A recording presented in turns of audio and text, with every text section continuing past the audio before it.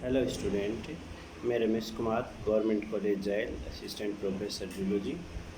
आज अपन चर्चा करेंगे फंडामेंटल कैरेक्टर ऑफ कोऑर्डिनेट्स। कोऑर्डिनेटा जो शब्द है वो बाल्फोर ने दिया था।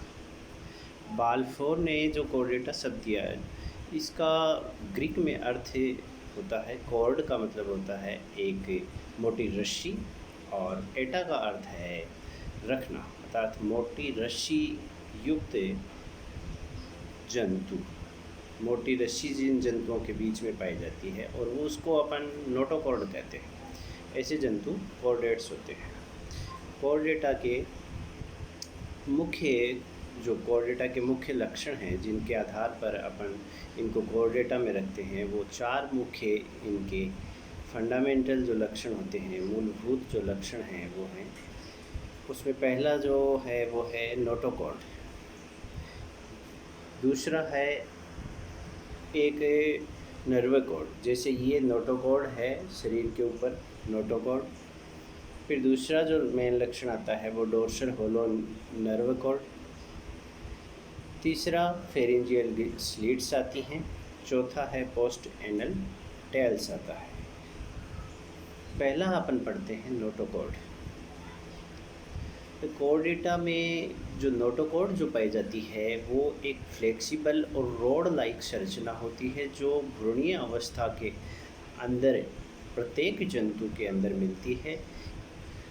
उसके बाद में ये जो नोटोकॉर्ड है ये कुछ जंतुओं में, किसी जैसे वर्टिब्रेट जंतुओं में ये वर्टिब्रल कॉलम में रूपांतरित हो जाती है। ये नोटोकॉर्ड आहार नाल के ऊपर और नर्व कॉर्ड के नीचे उपस्थित होती है। इस नोटोकॉर्ड है वो भ्रूणीय डेवलपमेंट के दौरान इसका मेसोडर्म से इसका परिवर्धन होता है। अगला जो आता है वो है अपना dorsal hollow nerve cord. Dorsal hollow nerve cord, इसका डेवलपमेंट एक्टोटर्म के दौरान होता है, भ्रूणीय अवस्था से में। ये कोऑर्डिनेट के अंदर डोर्सली रूप से लोकेटेड होती है। नोटोकॉर्ड के ऊपर डोर्सली होलो नर्व कॉर्ड उपस्थित होती है। नॉन कोऑर्डिनेट्स जो जंतु होते हैं उनके अंदर ये या तो वेंट्रली या अधरीय सतह या पार्श्व में ये और मिलती है और सॉलिड रूप में मिलती है। कोऑर्डिनेट्स जंतुओं के अंदर खोखली नर्व कॉर्ड उपस्थित होती है। विकास के दौरान ये इस जो नर्व कॉर्ड है इससे आगे स्पाइनल कॉर्ड और ब्रेन का डेवलपमेंट होता है। तीसरा आता है pharyngeal gill slits. Pharyngeal gill slits हैं वो फेरिंग्स के अंदर खुलती हैं। जो रीजन अपना माउथ के पीछे की तरफ होता है वो फेरिंग्स कहलाता है। ये जो जलीय जंतु हैं उनके अंदर फेरिंजियल जो गिल स्लिट हैं उनका काम मुख के अंदर जब वो भोजन लेते हैं तो उसके साथ जो पानी चला जाता है उस पानी को अतिरिक्त जो पानी है उसको बाहर निकालने में भी ये सहायता करती है।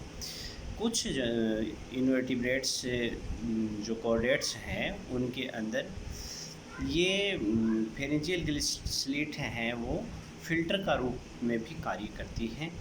जैसे एक ये आर्क पूरा चाप बना लेती हैं और उस चाप से फिल्टर का कार्य किया जाता है।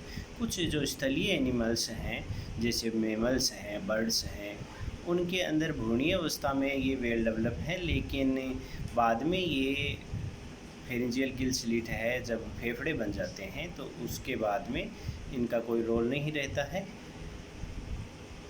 चौथा जो मूलभूत लक्षण है वो पोस्ट एनल टेल है, मतलब पश्चगुदीय पुच्छ का पाया जाना कॉर्डेट्स का मूलभूत लक्षण माना जाता है।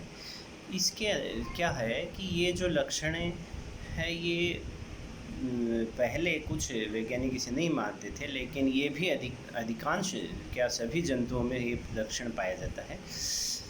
जो पोस्ट एनल टेल है उसकी स्थिति है कि बॉडी से पोस्टीरियर इलोंगेशन पोस्टीरियर साइड के अंदर और वृद्धि है वो पुच्छ का निर्माण करती है। ये इसके अंदर स्केलेटन सिस्टम और मसल्स पाई जाती हैं, जो कुछ एक्वेटिक जंतुओं के अंदर, जलीय जंतुओं में ये लोकोमोशन में सहायता करती है।